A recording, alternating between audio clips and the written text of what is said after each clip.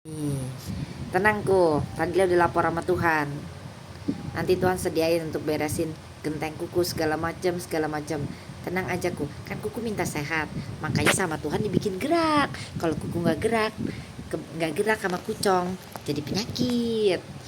Tenang aja, Tuhan punya cara untuk berkati kuku. Tadi udah lapor sama Tuhan. Nanti Tuhan kirim banyak orang, siapapun Tuhan pakai untuk berkati kuku. Tenang aja, genteng kuku yang bocor, semua yang bocor Tuhan sudah sediakan. Percaya saja. Bagian kuku cuma nyembah Tuhan, baca Alkitab, udah nikmatin hari-hari. Setiap hari beresin rumah, nyikat rumah, segala macam. Soalnya ya aku setiap hari lihat enggak, dulu waktu umur 25 kalau perjamuan kudus tuh gini. Apa tuh? Tuhan minta sehat ya, tetap awet muda biar umur bertambah, tetap muka dia tuh kelihatan kayak ABG gitu kan. Orang tuh nggak nyangka umur dia tuh 43 tuh kuku.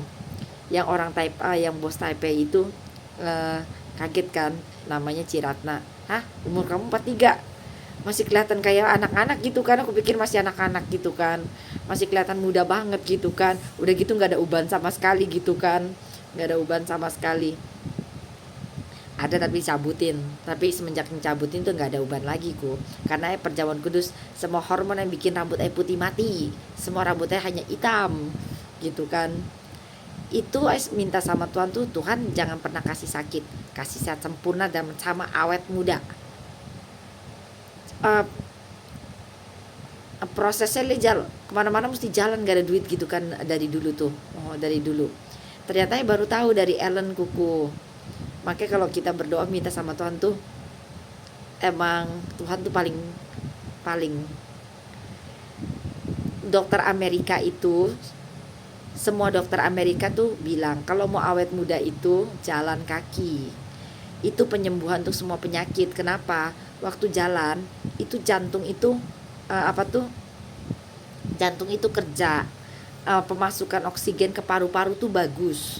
Nah itu terus racun keluar dari dalam melalui keringat gitu kan, dan itu oksigen itu masuk ke jantung semua segala macam, dan itu bikin apa tuh, kulit awet muda, muka cerah, semua tuh.